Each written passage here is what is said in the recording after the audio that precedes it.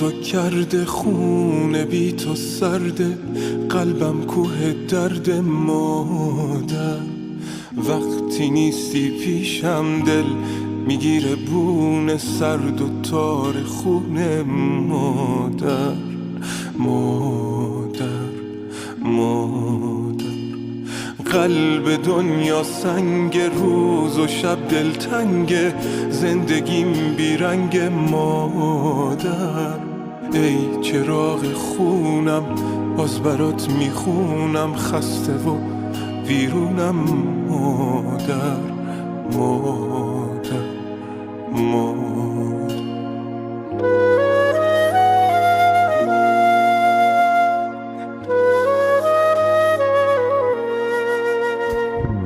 بیقرارم امشب گریه دارم امشب آغوش تو وا کن باز منو صدا کن بگو جونم مهربونم بگو لالای عشقم تا دوباره جون بگیرم تا دیگه بونه نگیر.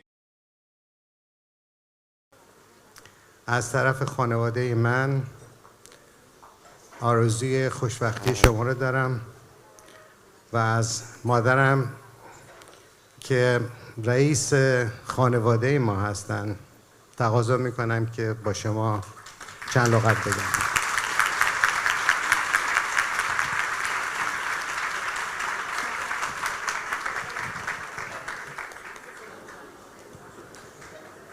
خواهرای گرامی و خانمای محترم، امشب من اینقدر سعادتمند هستم که تونستم خودم اینجا برسونم. خیلی کسالت داشتم و دکترها نمیذاشتن من بیام. بهشون گفتم من میرم. گفتن نه. گفتن من میرم.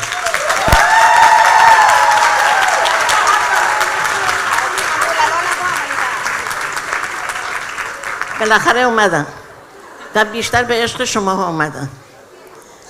خیلی خوشحالم که تونستم بیام و شما رو از نزدیک ببینم. به همتون افتخار میکنم.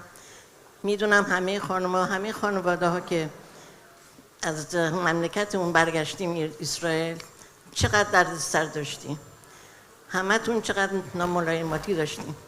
خدا رو شکر با پشتکار خوب با همکاری‌های خوب همه ناراحتی‌ها رو کنار گذاشتین و الان بهترین موفقیت‌ها رو داریم و باعث آبروی ایرانیای توی اسرائیل هستید. میبوسمتون. همیشه موفق و سربلند باشید. تا دوباره جون بگیرم تا دیگه بونه نگیر